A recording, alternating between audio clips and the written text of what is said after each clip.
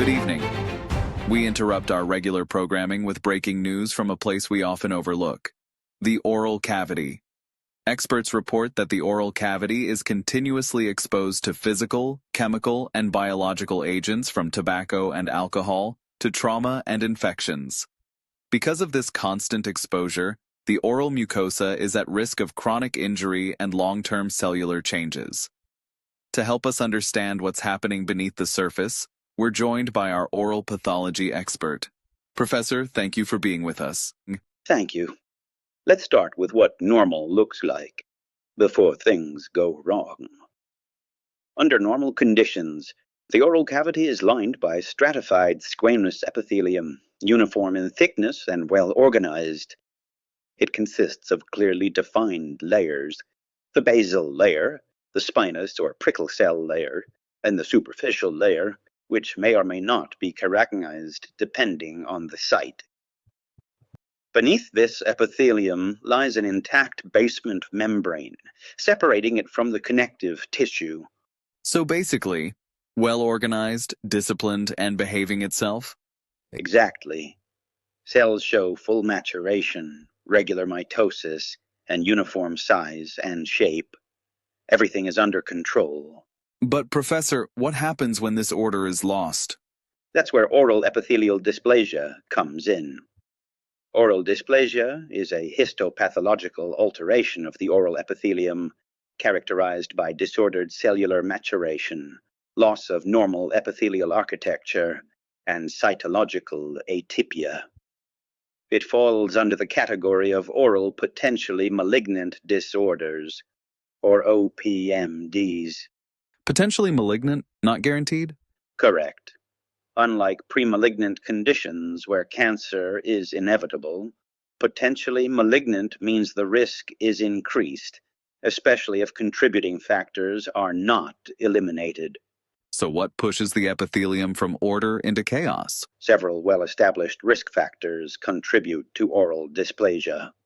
These include tobacco use, both smoking and smokeless forms, alcohol consumption, which significantly enhances the effect of tobacco, areca nut, and betel quid chewing, chronic mechanical irritation, poor oral hygiene, and ultraviolet exposure, particularly affecting the lower lip.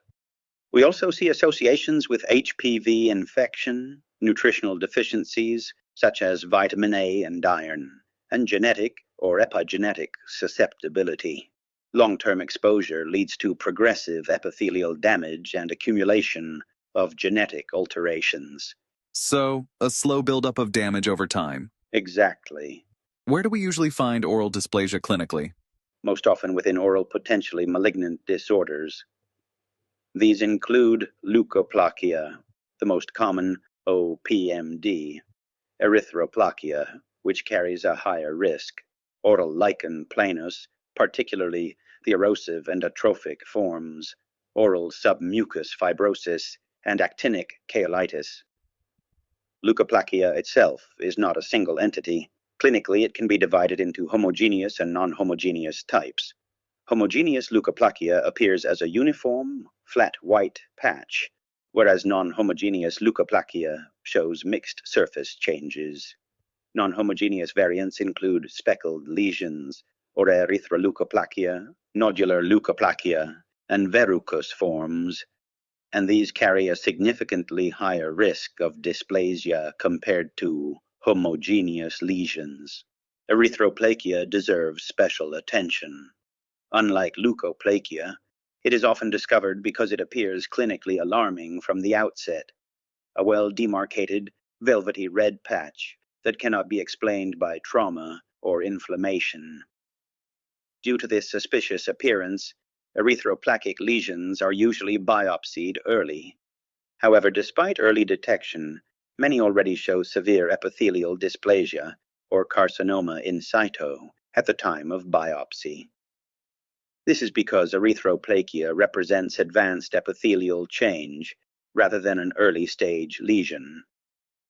Warning signs include a persistent red patch, soft or velvety texture, sharp borders, easy bleeding, and absence of surface keratinization.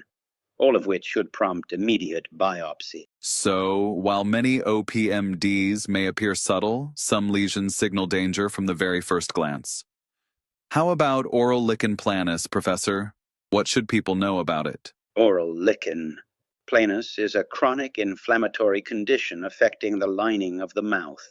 It often appears as white lace-like patches, redness, or painful sores.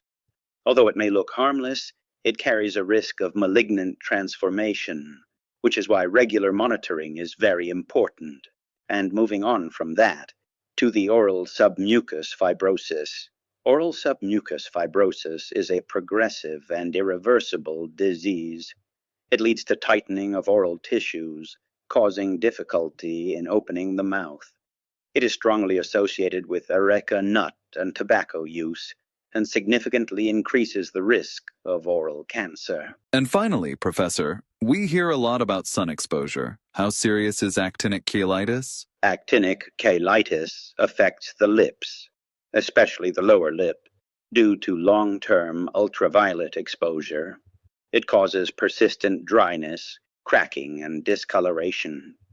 If left untreated, it is considered a precancerous condition and may progress to lip cancer.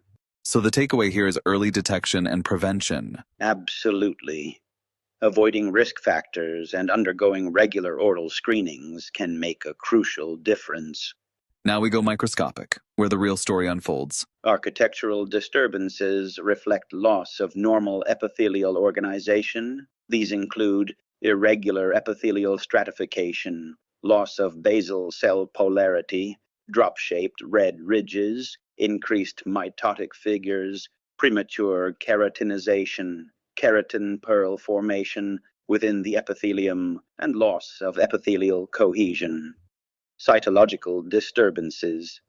At the cellular level, we observe cellular and nuclear pleomorphism, increased nuclear to cytoplasmic ratio, hyperchromatism, prominent nucleoli, abnormal mitosis, and dyskeratosis. So what criteria are used to grade the severity of oral dysplasia? Grading is based on the severity and vertical extent of epithelial involvement. Mild dysplasia involves the lower one-third, moderate dysplasia extends into the middle third, and severe dysplasia affects more than 2/3 of the epithelial thickness. In carcinoma in situ, the full thickness is involved, but the basement membrane remains intact. As the grade increases, so does the risk of malignant transformation. Before we wrap up, a big thank you to Professor Nathir. Honestly, the University of Sharjah is lucky to have you. And we are lucky you explained something serious without putting us to sleep. But this isn't just about textbooks or microscopes. One patient wanted to share a message from real life. I ignored the early signs, and I waited too long. Please don't do what I did. Get checked early. It can save your life.